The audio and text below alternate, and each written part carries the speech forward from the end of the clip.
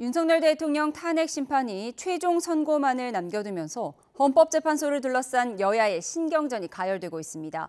여당은 헌재가 한덕수 국무총리 탄핵 사건부터 각하해야 한다고 압박했고, 야당은 최상목 권한대행이 마은혁 헌법재판관을 임명하지 않는 건 범죄라고 비판했습니다. 국회로 가보겠습니다. 손유정 기자. 네, 국회입니다. 네, 오늘도 여야가 헌법재판소 관련 이슈를 놓고 충돌하고 있죠. 네, 그동안 탄핵 심판 과정의 불공정성을 문제 삼아왔던 국민의힘은 다시금 헌재를 향한 압박 수위를 높이고 있습니다.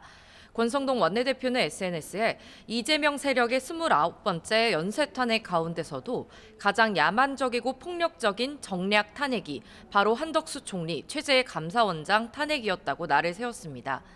두 사건 최종 변론이 끝난 지 2, 3주가 되었는데 선고가 이뤄지지 않았다며 헌재가 정치를 하는 것이냐고 질타했습니다.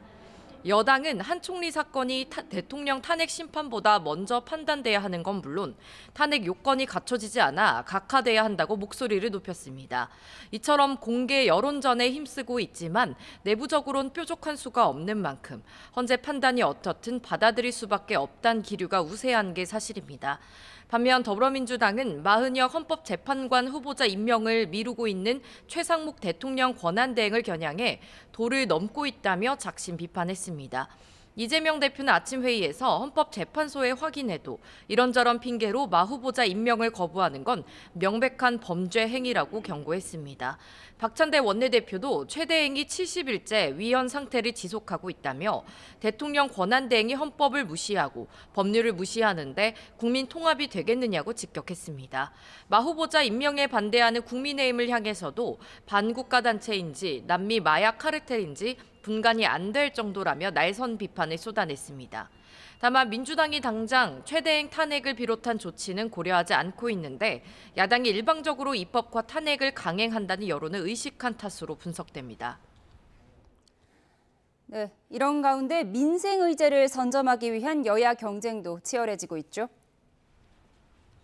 네, 국민의힘 지도부는 오늘 오전 포항 제철소를 방문해 철강 산업 활성화를 위한 지원을 약속했습니다.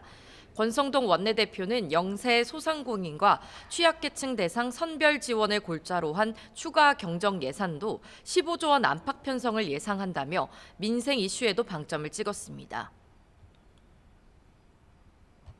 공제율 확대, 국내 철강 공급망 강화를 위한 원산지 규정 확대 등 각종 지원을 집대성할 철강산업 지원 법안을 조속히 발의하는 것을 검토하겠습니다.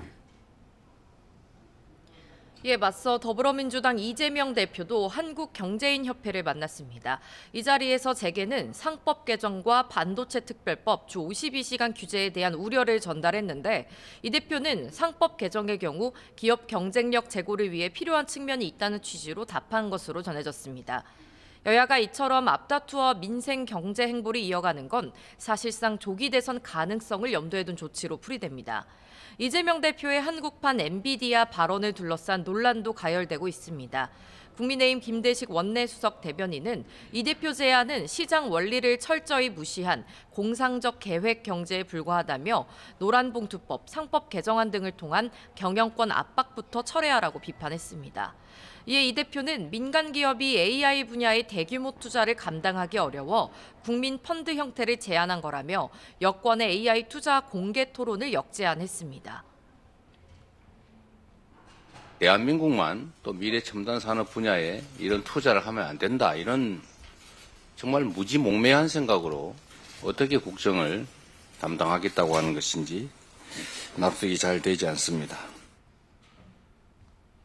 이런 상황에서 여러 민생 현안을 논의하는 여야 협의회가 내일 열립니다. 파행 끝에 다시 여야가 협상 테이블에 마주 앉지만 추경과 연금개혁, 반도체 특별법 등 주요 쟁점마다 입장차가 선명해 공감대를 모으긴 쉽지 않을 거란 전망이 나오고 있습니다. 지금까지 국회에서 전해드렸습니다.